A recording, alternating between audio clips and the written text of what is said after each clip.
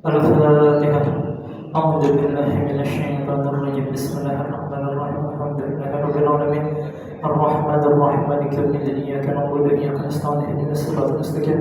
Siratal ladzina an'amta 'alaihim ghairil maghdubi 'alaihim waladdallin. Bismillahirrahmanirrahim. Allahumma shalli ala Fatihah wa qul khatim ma sabaqna sirrul bil haqq wal hadi ila siratal mustaqim wa ala alihi wa sahbihi wa qadrihi bil azim. Allahumma khayr jalal dan akrimna bil fahmi وافتح لنا أبواب الرزق بأخلاق وحسن الحمد رب اشرح لي صدري ويسر لي أمري وأنا عقدة من لساني يفقهوا قولي وسدد لساني واهد قلبي بحق النبي والآله. قال المؤلف رحمه الله تعالى, berkata Imam Taqiyuddin Hisni sampai perkataan beliau, qala wa yazibu fi hal jadahu min ad-dabni wa thaniyu min al-ma'iz wal yabi wal baqar wa tujazikul badnatu an sab'ah wal baqara an sab'ah syatan wahid. Kemudian ujar beliau sah di dalam kurban itu usia 2 tahun. Sah kurban itu jika dikurbankan dari binatang kambing. Kemudian umur 2 tahun daripada unta dan sapi. Kemudian sah untuk berkurban 1 sapi dari 7 orang. Kemudian 1 unta dari 7 orang dan 1 kambing dari untuk 1 orang. Yushtaratu fi ma yudhha bihi umur. Disyaratkan tentang binatang yang akan dikurbankan berbagai syarat. Yang pertama ad-dabhu, disembelih terlebih dahulu. Watsani ad-dabih, sosok yang pantas untuk menyembelih. Watsalits al-waqtu, yang ketiga adalah waktu yang tepat untuk menyembelihnya. Dan akan datang bahasa. Kemudian rabi'u ayyakuna minal ibili wal baqari wal ghanabi bi anwa'iha, bahwa binatang yang dikurbankan adalah binatang yang setara dengan unta atau sapi atau kambing dengan berbagai jenisnya, karena ada beberapa ayat dan beberapa hadis yang menunjukkan tersebut. Qala Allah Ta'ala wa dzkuru ismallahi fi ayyamin ma'lumat ala ma razaqahum min bahimatil an'am.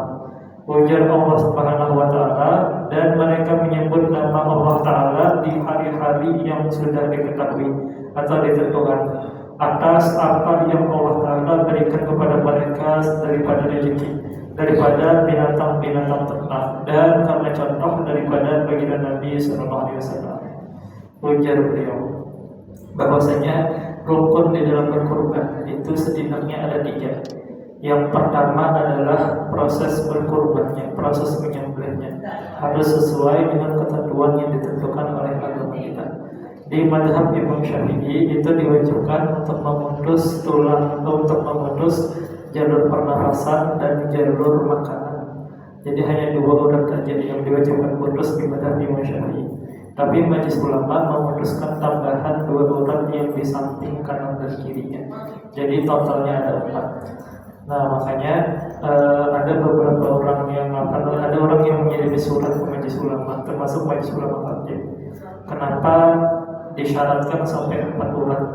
Barunya menunjukkan kira-kira 3 kitab yang menunjukkan hanya wajib 2 urat. Nah dikiranya kita baru tahu itu kitab-kitab yang menunjukkan hanya wajib 2 urat. Maka kitab yang ditunjukkan ke kitab yang bahasanya itu kitab-kitab yang dibaca anak tingkat sanawi, jadi kalau di pesantren. Artinya bukan kitab yang rumit lah, bukan hal yang rumit untuk kita ketahui. Nah dipikirnya kalian tahu kita tahu benar bahwa di mazhab Imam Syafi'i itu hanya disyaratkan 2 urat. Kenapa sampai 4? Karena kita mengakomodir mazhab yang lain, dan karena ada nasihat dari dokter-dokter hewan bahwasanya memotong sampai 4 urat itu membuat hasil dagingnya itu lebih bagus, dan diduga itu mengurangi tersiksanya binatang karena kematiannya pun lebih cepat. Tapi tetap makruh untuk memotong habis kepalanya langsung ketika proses penyembelihan. Memotong habis kepala ketika proses penyembelihan itu hukumnya makruh dan sangat buruk hasilnya hukumnya kalau langsung potong.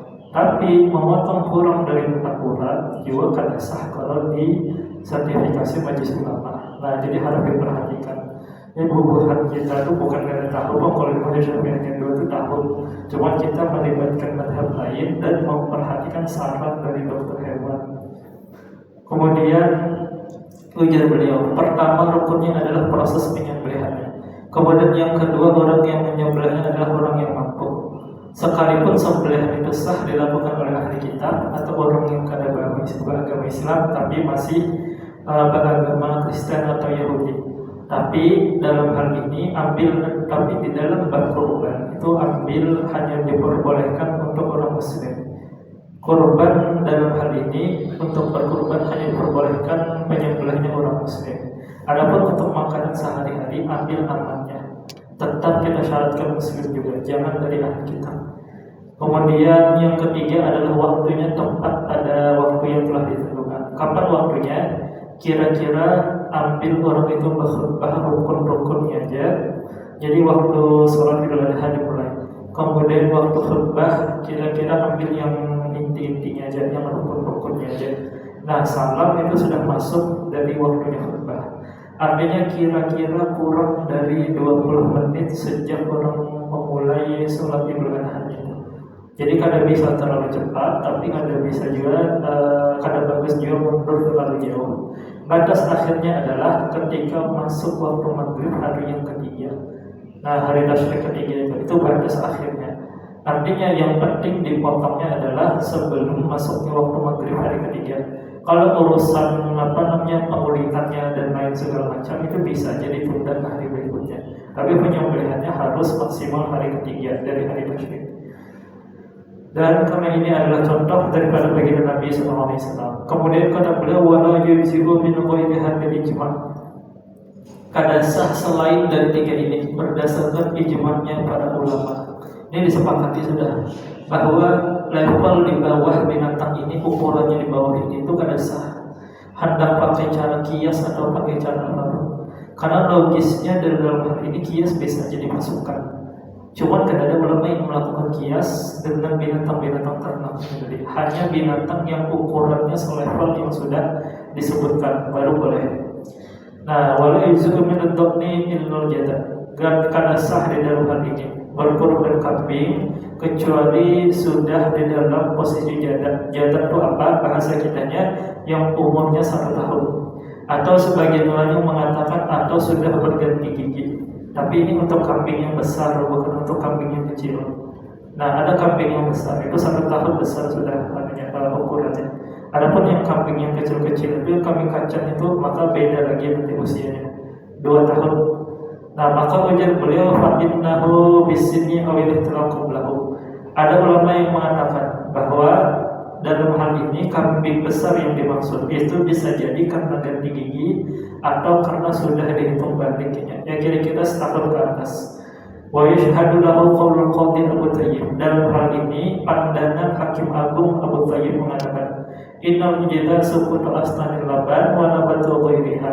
Bahwasanya status ijazah itu adalah bergantinya gigi dan tumbuh gigi yang lain. Adapun Imam Jauhari mengatakan bahwasanya ismun di zaman ini, istilah jantan itu nama bagi waktu. Karena kayak Nabi menjelaskan kambingnya itu jantan di dalam bahasa Arab. Nah, maka para ulama melakukan penelusuran jantan kalau di bahasa Arab itu sebenarnya menunjukkan apa? Menunjukkan usia kah atau menunjukkan kondisi kah? Kayak kita juga, ketika kita mengatakan seorang anak itu sudah dewasa. Dewasa itu usia kah atau kondisi mentalnya kah?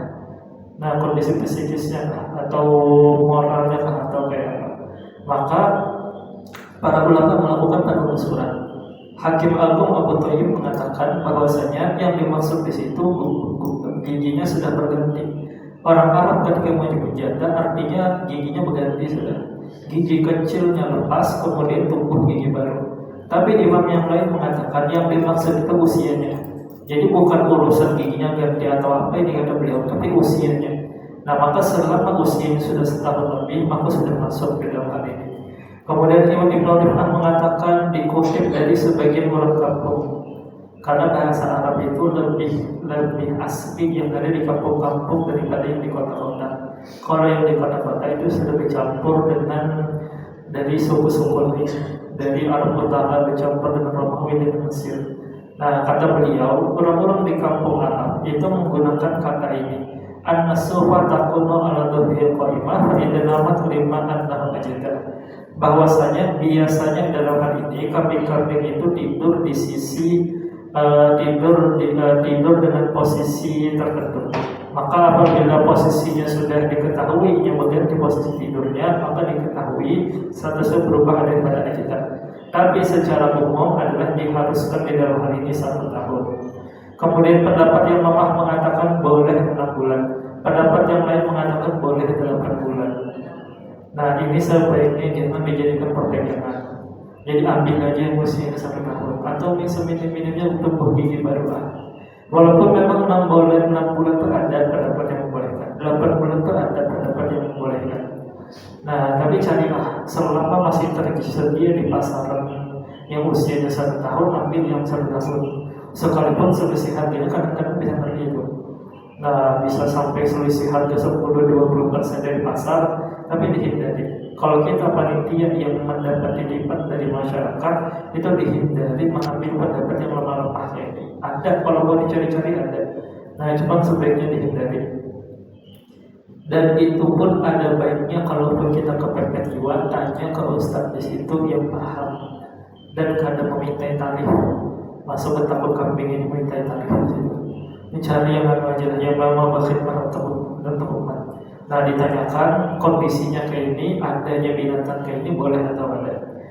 Kemudian Muhammad Saniyu minal ma'is, adapun usia 2 tahun daripada kambing yang kecil. Kambing kacang kan bahasanya kambing yang kecil-kecil yang ukurannya sedikit lebih besar dari anjing atau malah kayak ukuran anjingnya. Nah, maka itu boleh ujar beliau selama usianya 2 tahun. Kemudian berbeda dengan domba. Nah, kenapa? Dalam berbeda dengan kambing yang besar. Karena dagingnya itu jauh lebih sedikit daripada kambing yang besar tadi.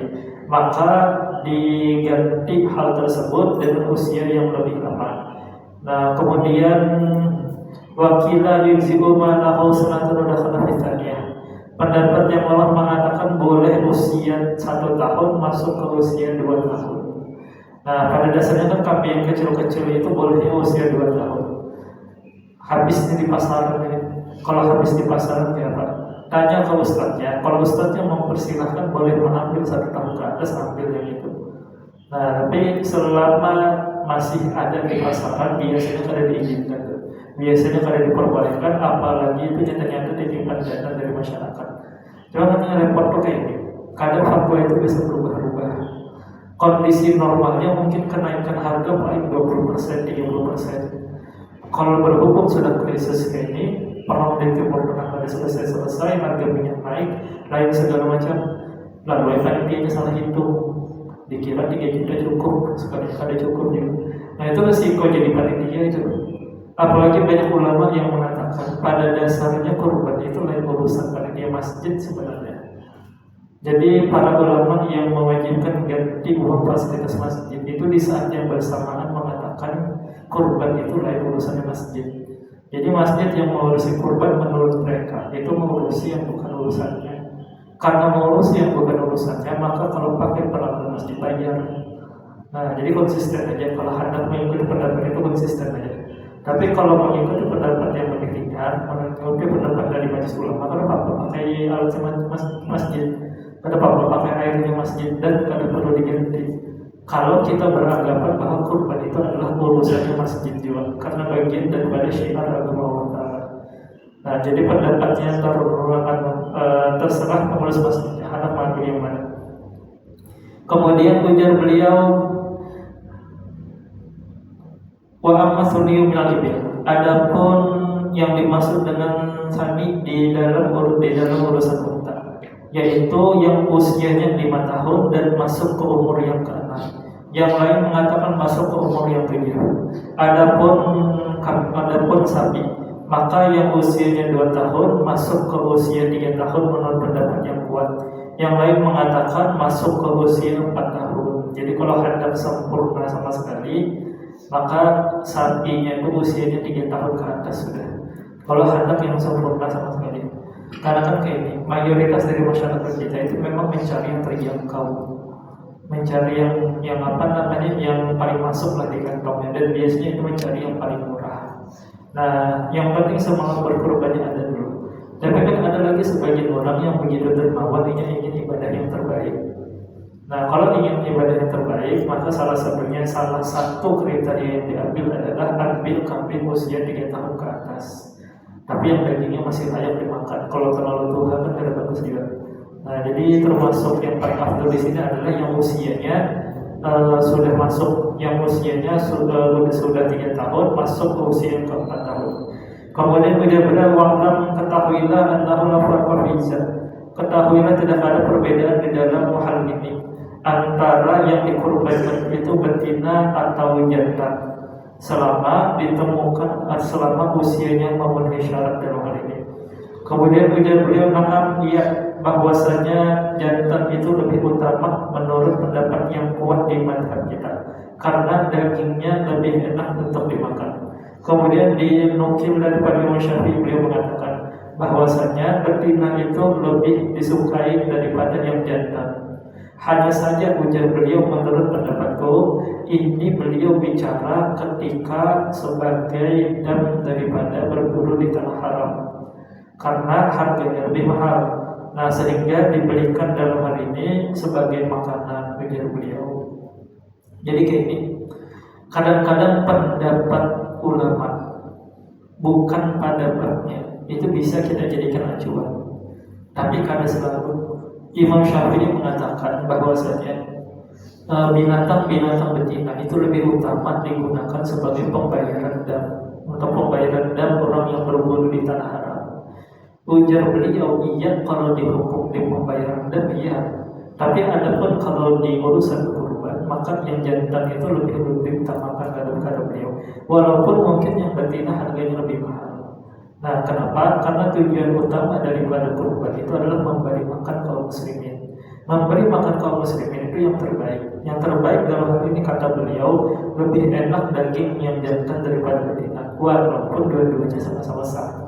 Jadi kalau kita mengejar kriteria sempurna, ada orang begitu dermawan, akhirnya dia memilih sapi. Kemudian sapi Eropa lagi yang dagingnya banyak itu. Kemudian apalagi usianya berapa, 3 tahun ke atas. Kemudian jantan atau betina, pilih yang jantan. Jadi bukan pilih yang betina, sekalipun yang betina itu lebih mahal harganya. Kemudian prinsipul banatan sab'ah. Kemudian unta sah dipakai untuk 7 orang. Begitupun sapi, ujar beliau. Karena riwayat daripada Jabir yang mengatakan nahatna ma'a Rasulullah sallallahu alaihi wasallam Hudaybah al-badatan sab'ah wal baqarah sab'ah, diriwayatkan Muslim. Ujar sahabat Jabir, kami berkorban bersama Rasul sallallahu alaihi wasallam di Hudaybiyah. 1 ekor unta itu boleh untuk 7 orang, dan 1 ekor sapi boleh untuk 7 orang, diriwayatkan oleh Imam Muslim. Nah, pertanyaannya, kalau yang patok itu 6, tapi keluarganya dimasukkan 1, sah atau tidak? Jadi misal patungan beli sapi, harganya 25 juta. 25 juta itu hasil patungan dari 6 orang. Atau pas patungan dari 7 orang, tapi yang ke-7 ini nyumbangnya cuma 2 juta misalnya, di bawah yang lain, sah atau tidak? Kalau kita bicara sah-sah saja, bahkan lebih bagus untuk melengkapi. Tapi tentu kalau bisa kita katakan sama pahalanya antara yang nyumbang banyak dan nyumbang yang sedikit. Karena walau kayak bapak, ujung-ujungnya urusan kurban itu adalah urusan kayak apa usaha kita di dalam beramal, dan semua bidang keagamaan kayak itu. Ada orang penghasilannya bersihnya itu 1 bulan 30 juta, dengan orang yang penghasilan bersihnya itu 1 bulan cuma 5 juta, 6 juta.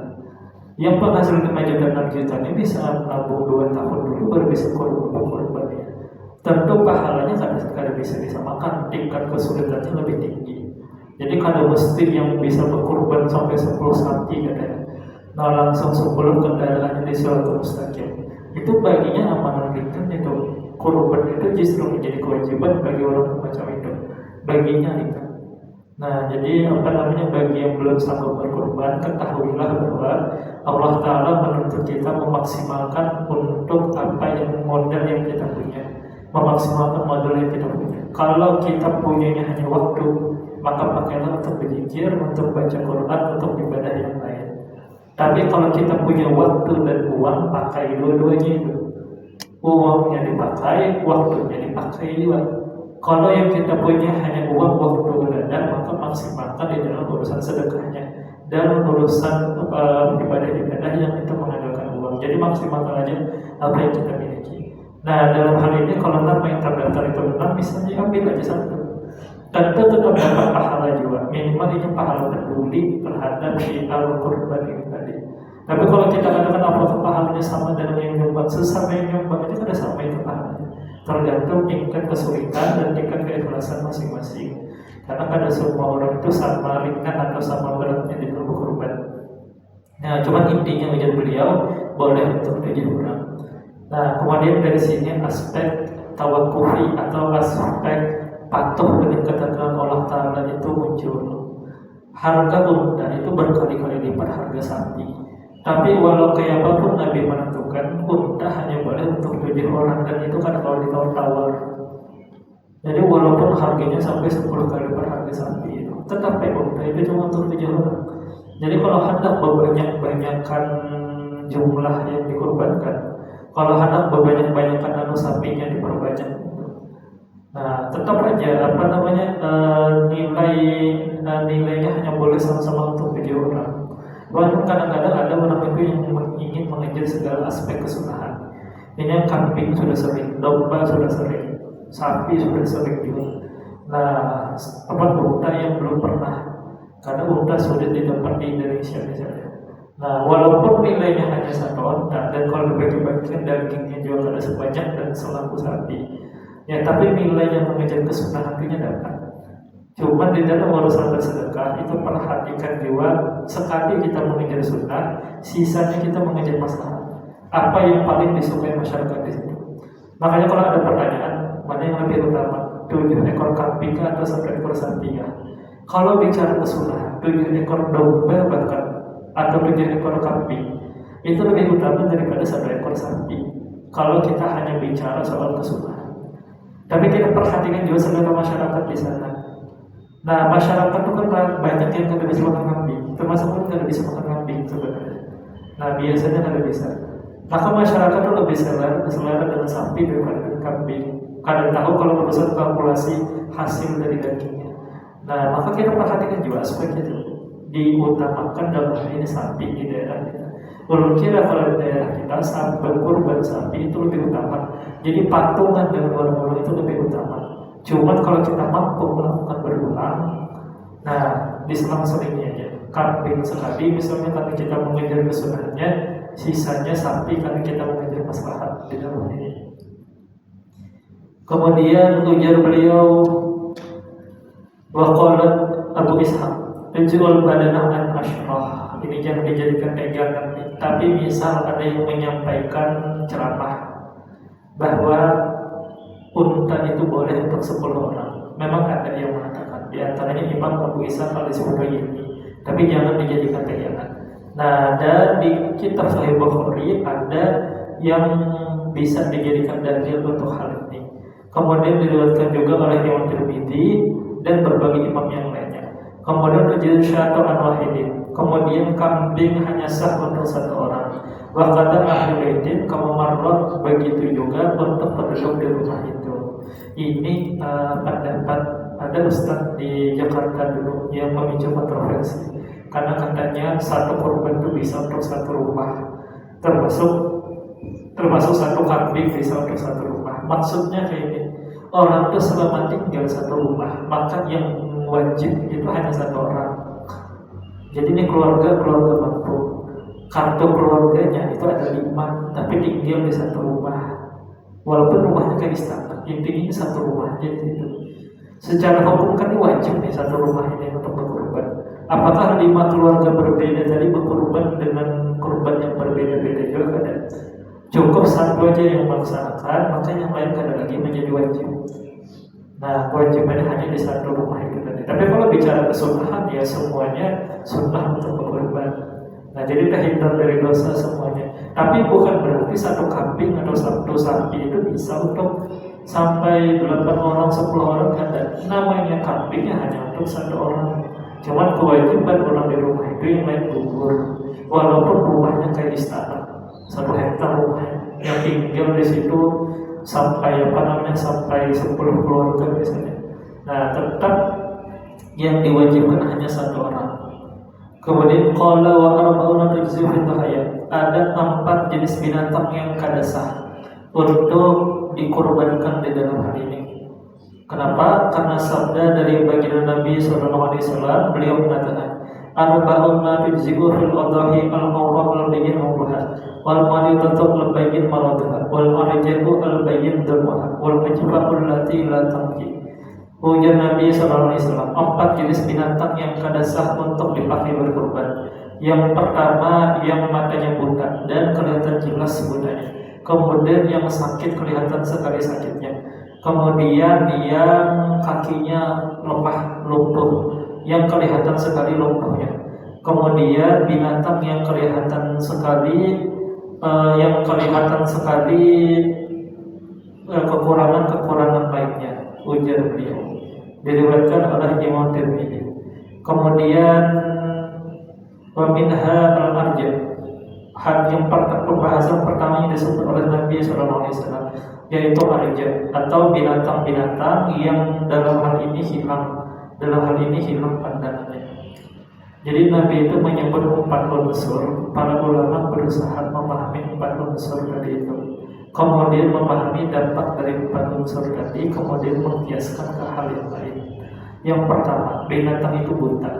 Kalau binatang itu buta, otomatis daya saingnya untuk mendapatkan makanan itu berkurang. Ini kalah bersaing dengan binatang lain. Kalau ini kalah bersaing dengan binatang lain, atau bahkan kada bersaing pun diberi makan, tetap aja yang namanya nafsu makannya itu lemah. Jadi segala hal yang mengolah binatang itu lebih mulus dari seharusnya itu kada sah dipakai untuk berkorban. Para ulama memahami itu. Walaupun Nabi hanya menjelaskan bahwa yang kada boleh itu binatang yang buta, tapi para ulama mencari alasannya, hikmahnya, kira-kira kenapa.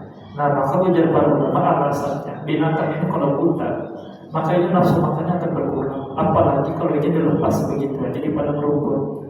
Nah, teman sekalian ini kada bisa mencari dengan aktif itu. Akhirnya ini lebih kurus dari yang seharusnya. Itu alasannya dilarang. Kemudian yang kedua, al-maridah, sakit yang kelihatan sekali. Sama juga hikmahnya dan kayak tadi. Binatang yang sakit walaupun di usia-usia yang sudah pantas untuk dikorbankan, itu akan mengurangi nafsu makannya. Kalau sampai mengurangi nafsu makannya, makanya lebih kurus dari seharusnya. Dan Nabi mengatakan ini ada sah. Walaupun bahasa dari Nabi, penyakit yang jelas-jelas kelihatan. Maka penyakit yang kada terlalu kelihatan, apa contohnya kalau penyakit sakit, kada paham soal penyakit binatang, flu itu kan, atau apa namanya, atau kena vertigo gitu. Kada paham dia penyakit binatang. Intinya yang terlalu kelihatan itu mengolahnya kada sah. Tapi kalau yang penyakit yang yang kada seberapa, yang memang itu sering terjadi, sering menimpa ke binatang, kada sampai mempengaruhi nafsu makannya.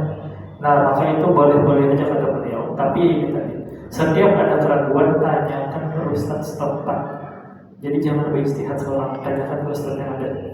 Kemudian ujar beliau, wa minha al-ajfar, termasuk dalam hal ini adalah binatang yang gila, yang akalnya itu berkurang. Nah, maka dengan tahu dalam masalah, karena dalam hal ini penyakit gila itu tadi adalah penyakit yang mempengaruhi di dalam kualitas dari dagingnya itu tadi. Nah, kemudian ujar beliau, batasannya kayak ini, bi ayyan tahiyya ila haddin tabahu nufusul mutarafina fil khali wal rafas. Batasannya kayak ini, gila tadi. Kan kadang-kadang kan walaupun semua sapi itu agak berbungulan, tapi kan ada sapi yang lebih bungul daripada sapi yang lain.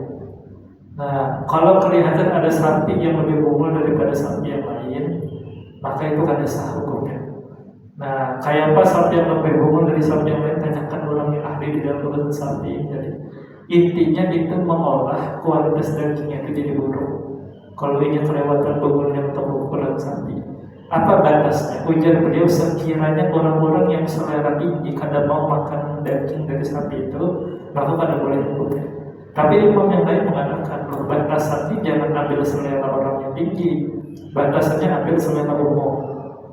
Sekiranya selera umum sudah kada mau, nah maka jangan diambil lagi daging, jangan diambil lagi sebagai binatang kurban. Ya kan kayaknya ada orang-orang tertentu yang seleranya tinggi, karena seleranya tingginya kada mau kualitas jenis kualitas apa kada mau. Nah, belum misalnya kalau urusan sarung itu kada bisa di bawah harga 200.000, gatal makanya itu. Sementara yang lain harga 100.000 tinggi gini santai aja makanya. Nah itu kan apa namanya seleranya sudah beda dari selera rata-rata. Dalam urusan daging pun kayak itu. Selera orang itu beda-beda di dalam urusan makanan. Ada orang yang itu kada bisa kalau berasnya itu kada level kura-kura atau raja lele misalnya. Nah, kalau makan yang level jempol, level apa lagi, level setara itu raja lele tapi yang birunya kada bisa misalnya. Nah itu kan yang selera-selera khusus. Nah maka yang dalam hal ini dilihat, kalau orang yang seleranya khusus itu sudah kada mau makan daging sapi di situ, maka jangan dijadikan untuk kurban di dalam hal ini. Nah jadi yang dimaksud dengan ajfan itu adalah penyakit kurang akal di sapi, penyakit gila di sapi. Tapi kada mesti gila total kada. Selama ada apa namanya yang kelihatan lebih berbulan daripada sapi rata-rata, maka sudah masuk dilarang untuk dijadikan kurban. Wa minha al-jirbah. Kemudian termasuk dalam hal ini adalah penyakit namanya itu penyakit jirbah. Nah, ini dijelaskan oleh Imam Syafi'i. Apa itu? Yaitu sapi yang banyak sekali gatal-gatalnya. Nah, gatal-gatal dari sapi itu banyak. Kayak penyakit kuku kalau dia itu kalau di sapi. Atau penyakit yang intinya di sapi itu terlalu banyak itu cacat-cacat di badannya itu tadi. Ini dijelaskan oleh Imam Syafi'i. Nah, kenapa? Walaupun Nabi kada secara khusus menyebutkan, tapi dari 4 kriteria yang disebutkan Nabi kita paham bahwasanya yang modelan ini pun kada pantas sebenarnya. Yang modelan yang ini pun kada cocok. Itu sapi yang terlalu banyak gatal-gatalnya tadi. Dan ini ujar beliau dipilih oleh imam dan dipilih oleh Al-Ghazali. Kalau disebut imam di mazhab kita berarti Imam Abdul Malik Al-Juwaini. Ujar beliau ini dipilih oleh imam, yaitu Imam Abdul Malik. Jadi kalau kita baca kitab fikih, termasuk untuk mentes ini orang ngerti fikih atau tidak. Kalau disebut al-imam di kitab, kemudian disebut Imam Syafi'i, berarti kita kan pernah belajar itu fikih. Berarti kan pernah belajar masalah itu. Karena di tingkat sanawiyah pun orang besar itu paham. Kalau disebut imam di kitab, berarti yang dimaksud lain Imam Syafi'i, tapi Imam Haramain atau Imam Abdul Malik Al-Juwaini. Nah, beliau ini imam yang imam pertama yang menghimpun kitab-kitab induk mazhab Syafi'i. Beliau gabungkan jadi satu, namanya Nihayatul Matlab. Kurang lebih segitu kitabnya, 40 jilid. Nah, ini digabung oleh Imam Haramain tadi, makanya beliau dijuluki sebagai al-imam. Kemudian dipilih juga oleh Imam Al-Ghazali bahwasanya la yamna'u izan illa al-kathir kal-marad. Dalam hal ini gatal-gatal yang dimaksud itu adalah kalau jumlahnya banyak sekali, sebagaimana penyakit yang lainnya. Nah, laminha atau termasuk dalam hal ini orang sapi atau kambing yang kena penyakit thawla, yaitu yang berputar-putar aja di di peternakan dan ini kada merumput di situ. Ini bukan karena kambingnya pintar, hanya tahu kalau badannya kenal kemudian disembelih ada. Tapi karena sakit aja, karena kambingnya sakit, jadinya keluar seperti kawan-kawannya. Tapi kadang makan di situ, atau makannya sedikit sekali. Nah ini dilarang juga. Kemudian dalam hal ini termasuk daripada lain adalah faktor asnan, giginya tidak ada sama sekali. Jadi bukan giginya ada yang hilang, tapi giginya sama sekali tidak ada. Nah tapi kalau giginya hilang sebagian aja, maka tidak ada masalah di dalam hal ini. Nah, kemudian Imam mengatakan al-muhaqqiqun ahli tahqiq mengatakan sah-sah saja. Karena dalam hal ini tidak ada satu bagian pun dari daging yang hilang dalam hal itu. Dan ini diikuti oleh Imam Al-Baghawi dan jamaah yang lainnya. Nah, kemudian dalam hal ini ada hadis yang menunjukkan larangan daripada musyayyibah. Kemudian kalau Abdul Mikana dari Al-Muharib wala tajzul maqtu'atul dan wadam. Kemudian kada sah berkorban dengan binatang yang telinga dan ekornya terpotong dalam hal ini. Kemudian walaupun yang andai distempel binatang tersebut, maka tetap sah menurut yang kuat di madhab. Yang lain mengatakan bahwasanya hukumnya kada sah dalam hal ini, karena bagian yang distempel itu akan berkurang bagian dagingnya. Yang prinsipnya tidak, logikanya kayak gitu. Setiap hal yang mengolah daging itu kurang dari biasanya atau kurang dari potensinya, itu mengolah kurban itu kada sah.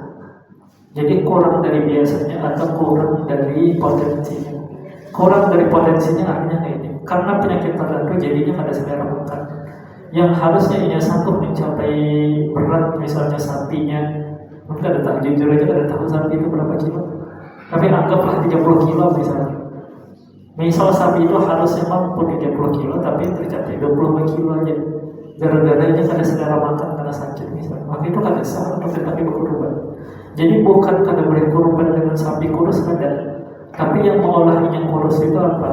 Kalau yang mengolah minyak kurus itu karena kada selera makan, karena penglihatannya terlalu kabur, nah atau yang lainnya, nah maka itu mengolah kada sah. Tapi kalau kurus karena memang daerahnya miskin, daerahnya memang kada tapi banyak makanan di situ, itu sah saja untuk dipakai sebagai kurban. Nah kemudian stempel yang kami maksud itu adalah stempel menggunakan alat yang panas itu. Stempel panas. Stempel yang panas itu mengolah binatang itu menjadi kada sah menurut sebagian ulama. Tapi sebagian ulama mengatakan sah saja. Nah, coba untungnya kita di zaman sekarang sudah kada pakai stempel lagi. Zaman sekarang kan pakai apa itu spidol lah apa itu yang di apa namanya yang kada langsung membakar dagingnya. Nah, itu sah saja. Cuman yang repotnya itu kan salah satu teknik pengobatan modern itu ada sapi itu yang gas berlebihan di dalam perutnya. Akhirnya kan tekniknya kan dengan cara melobangi perutnya itu. Perutnya itu dilobangi supaya keluar gasnya itu tadi. Nah, ini lubang-lubang kecil semacam itu sebenarnya sah-sah aja ini masih sah-sah aja dipakai karena memang tujuannya untuk kemaslahatan sapi itu tadi. Tapi sekiranya ada binatang, ada sapi lain walaupun harganya mahal sedikit yang kedada lubang-lubang itu, kedada cacatnya itu, ya tentu lebih bagus yang apa namanya diutamakan yang kedada lubangnya sama sekali. Cuman pada dasarnya karena memang itu tujuannya untuk pengobatan sapi itu, sapi yang dipenuhi dengan gas itu perutnya sampai dikeluarkan dengan cara dilubangi, itu pada dasarnya sah-sah aja masih. Nah kemudian ujadul tujibul lati khuluqan bila adiyah, diperbolehkan di dalam hal ini binatang yang dari awal tercipta itu kedada susunya atau kedada bagian kemaluannya itu tadi. Yang tempat kencingnya itu tadi. Nah, yang dari awal diciptakan tempat ini menurut pendapat yang sah hukumnya boleh-boleh aja. Yang penting bukan kita yang memotong. Jadi memang dari awal lahirnya kada punya itu. Beda dengan yang dari awal lahirnya kada punya ekor maka kada boleh. Tapi kalau tempat kencingnya itu yang jantannya itu boleh-boleh aja ujar beliau. Termasuk betina yang kada susunya di dalam itu tetap boleh untuk dikorbankan. Kenapa yang kada terimanya kada boleh, tapi yang kada susunya itu boleh? Ujar beliau. Itu logika sebenarnya di dalam hukum fikih. Ujar beliau, jantan itu kan kada susunya, boleh aja dikorbankan. Betina itu kan kedada tempat kencingnya itu, tempat kencing jantan itu. Nah, boleh aja dikorbankan. Ya berarti jantan yang kedada susu, berarti jantan yang kedada tempat kencingnya itu, kemudian betina yang kedada susunya, ya sah-sah aja jadi. Kan logika hukumnya kayak itu. Kalau di beda tapinya yang kedada, ya berarti di beda tapinya itu boleh juga kedada. Nah itu cara berlogika di dalam hukum fikih. Hukum fikih itu aslinya logikanya banyak. Ini seperti hukum-hukum konven yang lain. Logika itu banyak dan harus konsisten ya, harus koheren. Nanti kadang-kadang akan diuji dengan logika. Makanya kada salah kalau ada masyarakat bertanya, guru kalau minum 1 gelas itu kada mabuk. Nah berarti berarti haram kada minum itu karena hanya 1 gelas. Nah kalau ada orang bertanya seperti itu bukan karena usil atau membela agama saja, karena memang di hukum agama kita yang mengolah sesuatu itu halal itu bukan hanya karenanya memabukkan, tapi karenanya itu najis. Jadinya dua hal. Sekalipun bagi orang itu kadang memabukkan, bagi orang tertentu, tapi kan ini najis. Nah, unsur najisnya itu yang olehnya haram. Kemudian jadi kalau tape kayak apa? Tape itu kan kalau makannya sampai jumlah tertentu, mabuk juga akhirnya, bisa mabuk juga. Masalahnya tape itu padat lain cair. Sesuatu yang memabukkan dagingnya itu cair, maka ketika sedikit ini najis. Tapi sesuatu yang memabukkan dagingnya padat, maka ini kadang menjadi najis. Hanya akan haram kalau ini mengolah mabuk. Kalau kayak itu ada yang nanya, kalau kayak itu ganja haram nggak ada bisa dibahas itu pembahasan khusus. Kan ganja itu kan ada cair, ini padat, tapi memabukkan kalau jumlahnya banyak. Kalau kayak itu jumlahnya sedikit kayak apa? Ya uji aja logika fikihnya kira-kira kayak apa. Nah, cuman ya itu tadi sesuatu yang memabukkan tapi ini padat, ini kadang menjadi najis. Sesuatu yang memabukkan tapi ini cair, ini menjadi najis. Sesuatu yang kadang memabukkan kecuali jumlahnya banyak, hanya akan haram kalau jumlahnya banyak. Nah, jadi sudut pandang hukumnya itu, dan banyak logika fikih yang sebenarnya itu menguji akal seseorang cukup atau ada akalnya untuk memahaminya. Nah, cuma itu memang jarang disampaikan karena jarang ada yang menguasai. Kemudian kata beliau, qala wajhu khasyul maksud Quran, dan sah di dalam hal ini binatang yang dikebiri ataupun yang pecah tanduknya. Kita bahas dua pembahasan. Binatang yang dikebiri itu kan logikanya kayak ini. Setiap binatang yang berkurang dagingnya dipotong, maka hukumnya kan kada sah. Lalu kayak apa dengan binatang yang dikebiri? Binatang yang dikebiri itu kan artinya hilang beberapa bagian dagingnya. Walaupun dagingnya dipotong, itu yang bagian telurnya itu, bukan bagian yang bukan bagian yang yang sedotannya itu lain. Nah, jadi bukan yang bagian kepalanya itu lain, tapi yang bagian telurnya itu yang dipotong. Ujar beliau sah-sah aja. Kenapa? Karena kekurangan daging dalam hal ini adalah penyebab bahwa ini akan bertambah kualitas dagingnya dan lebih nyaman di dalam hal ini. Bukan faham kalau ini. Tapi dalam hal ini ada ulama yang asing pandangannya. Ini mengatakan sebenarnya ada dua pandangan. Yang satu mengatakan sah, yang satu mengatakan kada. Dan ini memang didasari kepada hadis. Bahwa ada beberapa hadis sekalipun statusnya kada sekuat di kitab yang 6 itu, yang mengatakan bahwa ada beberapa sahabat itu berkorban dengan binatang yang dikebiri, dan itu sah-sah saja. Binatang yang dikebiri artinya yang kehilangan nafsu seksualnya. Kalau ini kehilangan nafsu seksualnya, maka hasratnya itu tersalurkan kepada hal yang lain. Hiburan itu satu aja. Nah, maka hiburannya itu yaitu makan itu tadi. Makanya lebih semangat untuk makan. Nah, difokuskan ke sana sehingga kualitas daging lebih baik. Maka ini menjadi dalil ketika terjadi perdebatan di majelis ulama provinsi. Belum termasuk yang mengharapkan sebenarnya budidaya kepiting soka. Itu kan sebenarnya tradisi dari Sulawesi kan, tapi tapi populer di sini. Termasuk produk unggulannya Kaltim. Ini kan agak kejam sebenarnya caranya. Budidaya kepiting soka itu dilakukan dengan mematahkan kaki-kakinya. Nah, kenapa dipatahkan? Supaya nutrisinya itu yang akan menjadi kalsiumnya itu tadi, yang akan menjadi tulang, itu dilarikan ke tubuhnya. Nah, dilarikan ke bagian yang lain untuk memperbaiki yang patah itu tadi. Nah, sehingga jadi kada begitu keras lagi kulit-kulitnya ya. Itu kan kada berperi kebinatangan atau kejam kepada binatang. Nah, maka kalau keputusan pandangan ketika itu haram menghukumnya karena itu menyiksa. Keputusan ketua pun kayak itu, ketua bidang pun kayak itu. Tapi mayoritas ternyata mengatakan itu kada masalah. Kenapa? Karena di dalam urusan mengkebiri binatang pun, yaitu agak disebut kada berperi kebinatangan juga, bisa disebut kejam juga dengan binatang. Karena bagian telurnya dibuang, apalagi di zaman dulu bios itu ada. Bayangkan aja apa rasanya dipotong di sebelah situ. Nah, cuman sebagian besar yang lain menyetujui pandangan yang ini.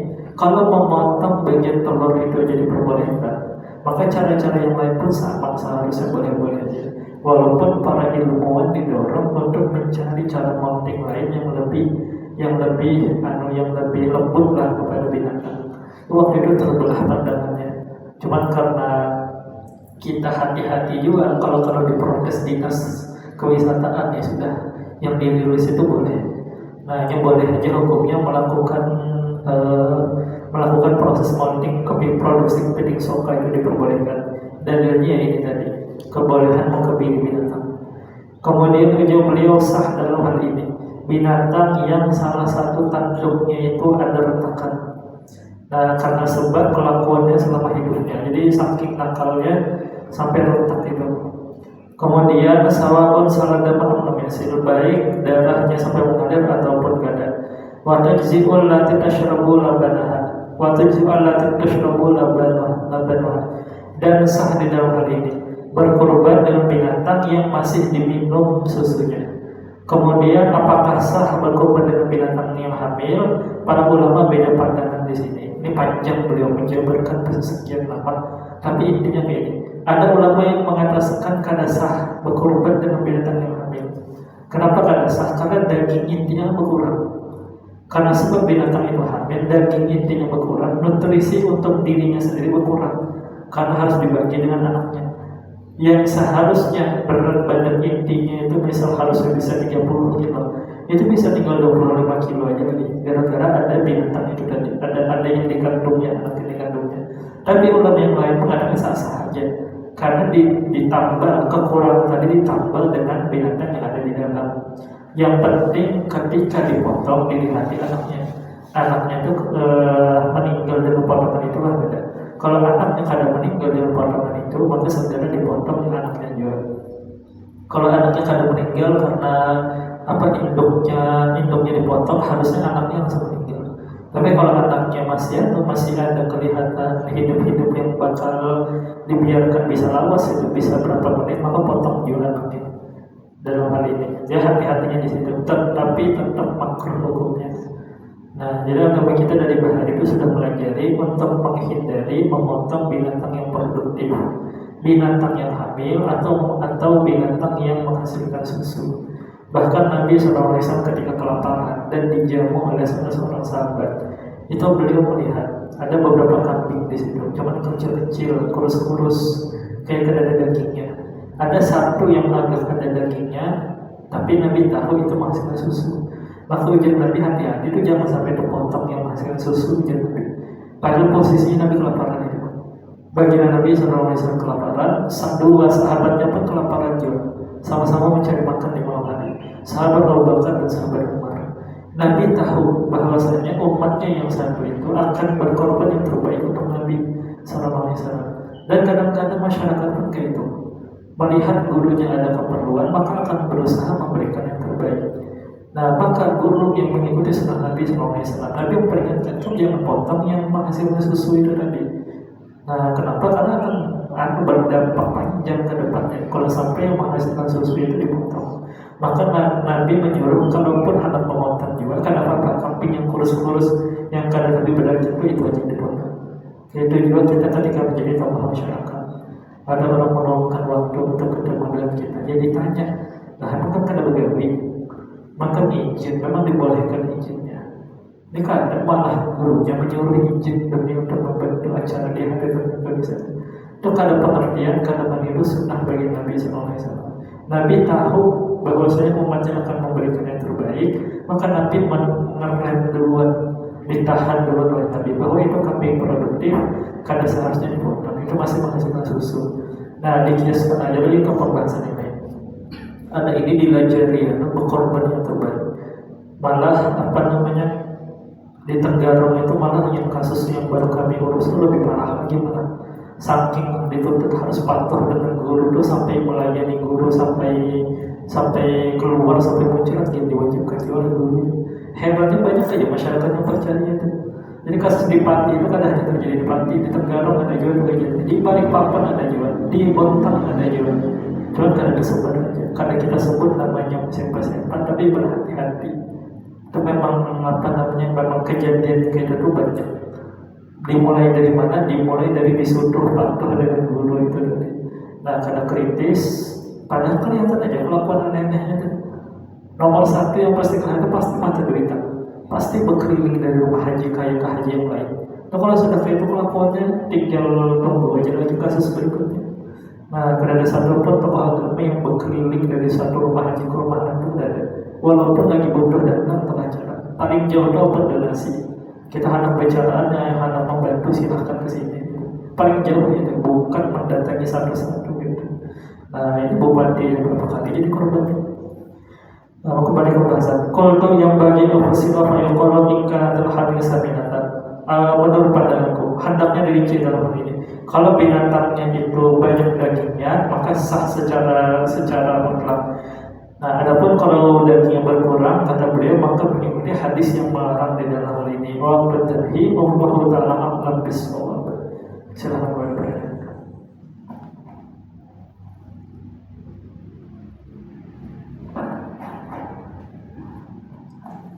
Dari kalau tidak ada pertanyaan, kita tutup pembahasan terakhir aja.